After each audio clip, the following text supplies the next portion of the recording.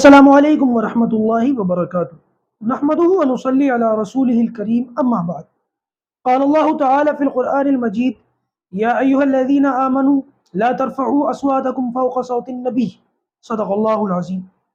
دوستو، امید کرتا ہوں کہ آپ تمام ساتھی خیر و عافیت سے ہوں گے۔ بات دراصل یہ ہے کہ ربیع الاول کا مہینہ آتے ہی بہت سارے لوگ نبی کریم صلی اللہ علیہ وسلم کی محبت میں اتنا زیادہ آگے بڑھ جاتے ہیں کہ پھر روکے سے نہیں رکتے، حد سے زیادہ غلو کرنا شروع کر دیتے ہیں، اور 12 ربیع الاول آتے آتے تو پھر اس قسم کے مناظر ہمارے سامنے آتے ہیں کہ المان والحفیظ۔ جب تک سوشل میڈیا کا دور نہیں تھا تو یہ چیزیں اتنی زیادہ لوگوں میں تھی بھی نہیں، اور نہ لوگوں کے سامنے اتنی ہائی لائٹ ہوتی تھی۔ اب چونکہ سوشل میڈیا کا دور ہے، پوری دنیا گلوبلائزیشن کے اعتبار سے اس وقت ایک دیہات ہے۔ دنیا کے ایک کونے میں کچھ ہوتا ہے تو چند منٹوں کے اندر وہ خبر، چند سیکنڈوں کے اندر وہ خبر دنیا کے دوسرے کونے تک پہنچ جاتی ہے۔ یہی کا یہی ہوا مسجد نبوی کے اندر۔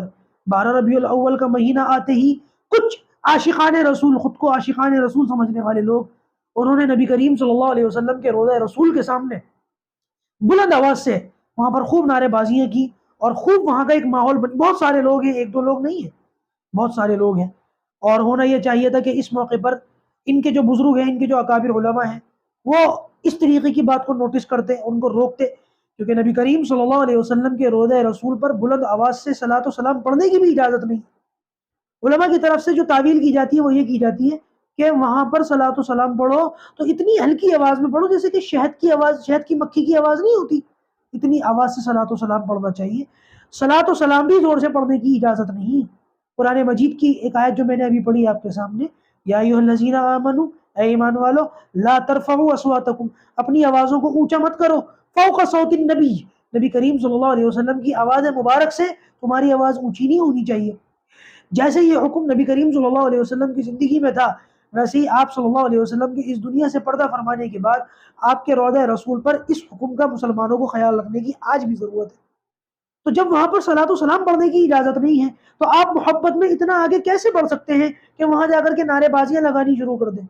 مجھے معلوم ہے کچھ مسلکی چنٹو ابھی آ کر کے ویڈیو میں کمنٹ باکس کے ہو سکتا ہے یہ بھی کہیں کہ آپ کو کیسے پتا کہ یہ ہمارے ہی بھائی ہیں، یہ ہم ہی لوگ ہیں، ہمارے فرقے کے لوگ ہیں۔ تو میرے دوستوں، میرے بھائیوں، ربیع الاول کے مہینے میں اس طرح سے غلو بازیاں آپ ہی کے اندر دیکھنے میں آتی ہیں، یہ کام آپ ہی کرتے ہیں۔ اور اگر اللہ معاف کرے، اللہ معاف کرے، یہ کام کسی اور نے کیا ہوتا نا تو آپ کے علماء ایسے خاموش نہ بیٹھے ہوئے ہوتے منہ میں دہی جما کے، اب تک کفر کے فتوے لگانے شروع کر دیے ہوتے، کیونکہ اللہ معاف کرے آپ کا جو فرقہ ہے نا وہ کفر کی مشین ہے۔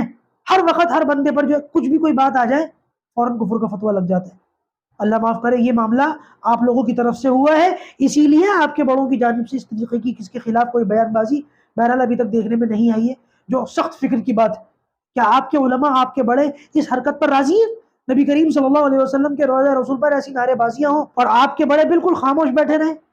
ہم نے تو یہاں تک پڑھا کہ جب نبی کریم صلی اللہ علیہ وسلم کی مسجد کے اندر پچھلے کچھ 100 سالوں میں باقاعدہ جو تعمیری کام بھی ہوا ہے، کوئی ہتھوڑی سے کوئی کیل بھی ٹھوکنے کا معاملہ پیش آیا تو پہلے اس کو مسجد کے بعد ٹھوک کر لاتے تھے اور پھر یوں ہی مسجد کے اندر لگا دیا کرتے تھے کہ یہ جگہ نبی کریم صلی اللہ علیہ وسلم کے آرام فرمانے کی ہے، یہاں پر کسی قسم کی ہیمرنگ بھی نہیں کی جائے گی۔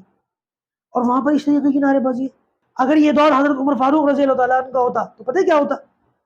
حضرت عمر فاروق رضی اللہ تعالیٰ عنہ کے دور مبارک کے اندر دو لوگ بیٹھ کر کے مسجد نبوی کے اندر بے تکلف باتیں کر رہے تھے اونچی آواز سے۔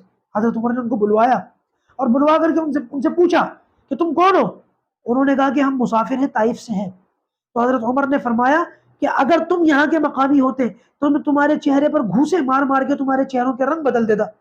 تم نبی کریم صلی اللہ علیہ وسلم کی مسجد میں بیٹھ کر بلند آواز سے باتیں کر رہے ہو، تم یہاں سے چلے جاؤ، اس طریقے کی روایت ملتی ہے۔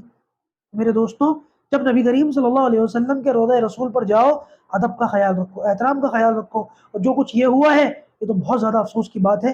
ہم دعا کرتے ہیں اللہ تبارک و تعالیٰ ایسے لوگوں کو ہدایت نصیب فرمائے۔